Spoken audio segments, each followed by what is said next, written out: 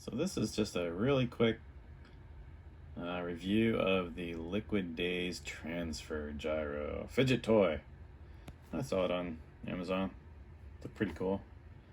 So I bought 3 of them. One for myself, one for Mary, and one for my buddy Craig. And yeah, they showed up today.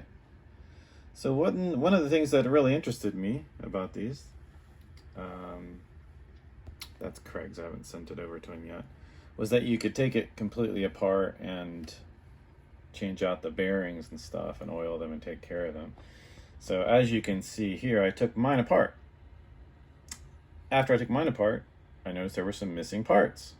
You can see in the diagram back here what parts I'm missing. It says open the silica gel Cara cushion of the base, screw off the screw in the middle of the base with a small screwdriver, which I did. The bottom cover can be taken out, and then screw off the brass nut of the fixed bearing, which can both reverse the bearing for replacement. What? Not sure if I read that right. Anyway, the method of eliminating noise is to use a little sewing oil and drop it into the bearing, which can reduce the noise of the table of the gyroscope. Mine was making some noise, so I took it apart. And I wanted to check it out. I also wanted to see what kind of bearing was in there. That, in the diagram, looks like a full-size bearing to me, like an ABEC something. I'm not sure. It doesn't really state ABEC 1, 2, 3, 4, 5, 6, 7.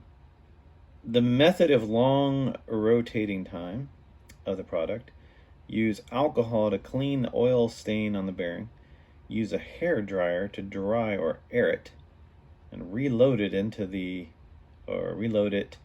to increase the rotation time. As you can see, I'm missing some parts. I'm no engineer, but I took the base off, and that's all there is. So yeah, it looks like I'm missing like the brass nut, maybe another bearing. I don't know. So then I thought, oh, that's weird, because mine was making some noise and Mary's wasn't. I mean, you can't hear that. It's pretty quiet. So I took hers apart. Same thing. So I'm not really sure what's going on here. I'm not going to take Craig's apart because honestly, for the price of these things, I think they're under $10. It's kind of a whatever, you know what I mean? But I thought, one of the reasons I bought it, I thought, oh, that'll be cool. I can put in a faster bearing. I can play with it. No, not really. I can grab a flathead and probably get that out of there. But yeah, I thought that was pretty interesting. So anyway, that's my review. I mean, it's a nice little product. It's okay. It's heavy. It's smaller than I thought it was, but it's about the size of a golf ball, I guess. And they state that in the description. And for the price, like I said, it's not like I'm going to go returning this thing and go, where are my missing parts? You know, I really don't care that much. But I found that interesting. So if you would like a one of these spherical transfer gyros, and you're getting it in the hopes of, you know, being able to pop out the bearings easily and change them out for some better bearings and all that kind of fun stuff, yeah, you're not gonna be able to do that. That's your little bearing in there. You can take a flathead to that. You can probably unscrew it, but I'm just not gonna mess with it. So it's not as easy as they say here, for sure. Anyway, that's my review. That and the FOOB. I think I'll probably use this still more than than these little guys. Anyway, there you go. Buyer kinda sorta beware. Anyway, if you get one, have fun with it. Before I let you go, I'm gonna do one other little comparison here real quick. I just slapped mine back together, and this is Mary's. And this is mine. Tell me if you can hear it. Ready?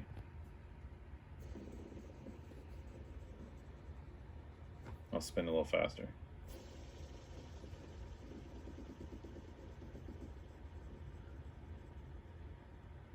That's why I wanted to take it apart and get that bearing clean in there.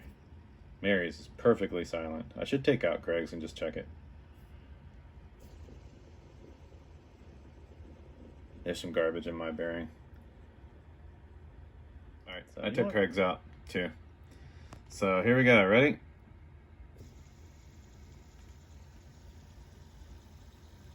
Pretty gosh darn quiet.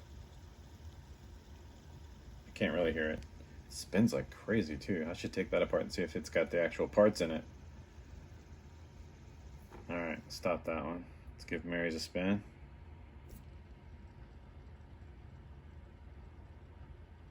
Very, very quiet. Doesn't spin as well as Craig's.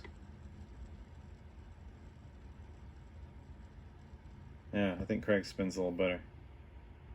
And then mine.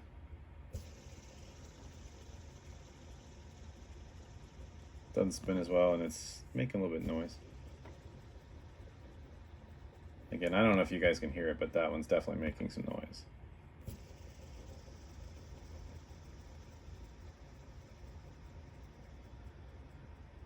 Huh. Interesting. So I'm gonna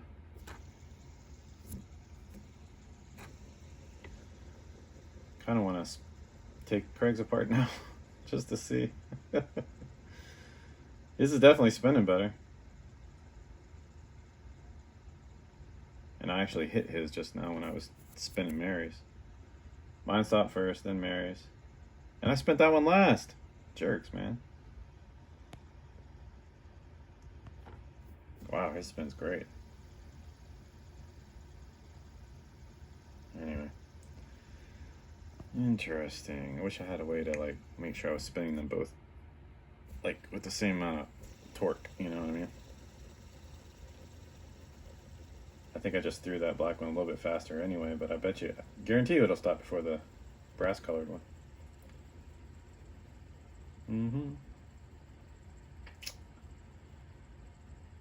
Interesting. They're not exactly the same, that's for sure. Damn. He got the good bearing in his for sure. Now I gotta take his apart. Crap. Now I gotta take his apart, and I want to see if he has the missing pieces that Mary and I do not have. Interesting. Okay, no, he does not have the pieces either. Unless I'm missing something, unless that diagram is just really off. There should be 1, 2, 3, 4, 5 pieces, including the actual, this guy here. And this little silicone mat on the bottom, I'm considering that a part. So that's 2 pieces right here, minus the screw, which would be 3. And then you got your ball bearing in there. But where's... My guess is it's not to scale. We certainly don't have a brass bushing in there, or a...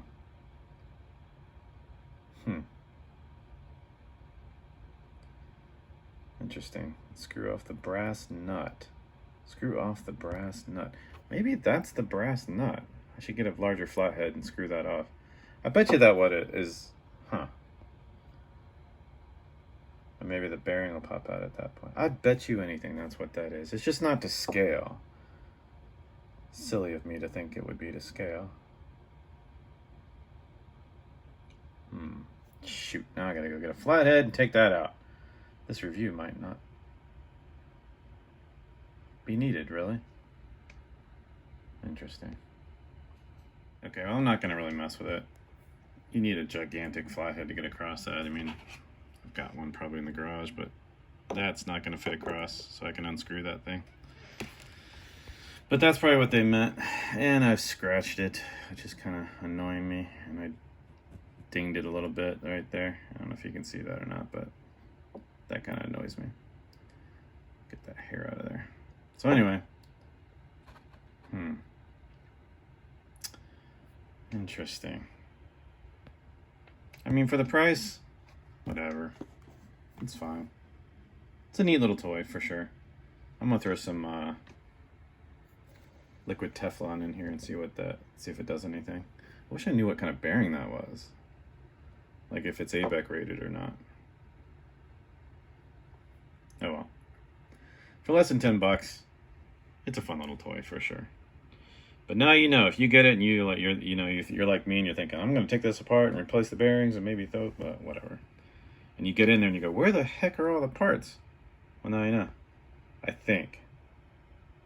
Maybe somebody else out there has a review where they unscrew the whole daggone thing and take it apart. So get that little hair out of there. All right, guys. So that's the way overblown review of a little tiny $9 fidget toy. So there you go. Maybe that'll help. All right. I'm going to throw some graphite lubricant in here and see what we see. This stuff makes a huge mess, by the way, if you ever mess with it, played with it. But I like it for this kind of stuff because it doesn't smell. There's no real oil. It repels dirt and things like that. But I'm going to try it, see what it does with this bearing. And worst case scenario, I go out there and grab a gigantic flathead and take this apart and take the whole bearing out of there and see what we see. Okay, I've taken it apart, and it really you didn't need a gigantic screwdriver to get across it. You know, I could just manually undo it. It wasn't that tight on there, but there was still no brass nut in there, like it says in the directions. And the bearing is disgusting, so I'm actually degreasing it right now. I have a little bit of WD-40 in there.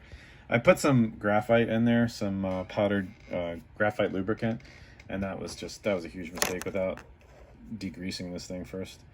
So I've cleaned it out, taken a Q-tip and some rubbing alcohol and gone in and cleaned everything out. But it's still missing that piece, and it's kind of misleading on the directions. That's interesting in there. I'm going to clean all that out. But yeah, I'm taking things way too far with a little $9 fidget toy. Anyway, I kind of like doing this kind of stuff, so we will see what happens when I... Oh, by the way, you do not have to take the little silicone pad off of this thing to pop the cover on and off. Just use a really tiny flathead, and you can it just comes right off. It just literally, that little screw in there is just for pressure here, and you don't even need it. Honestly, you really don't. I took the pad off on Mary's and unscrewed it and screwed it back on, but it made no difference at all. Just sliding it back in and out of there. It's a tight enough fit. So anyway, I'm going to finish degreasing this whole thing, let it soak a little bit, and then see if I can find some high-speed oil. I might have some for the bearings. This is a crap bearing, by the way. It's not that great, and it's not a full-size bearing like you would find in like what the graphic makes it look like. There's a full-size bearing in there. That's not. It's a piece of crap. But again, for the cost of this thing, seriously, it's $9. I'm taking this way too far.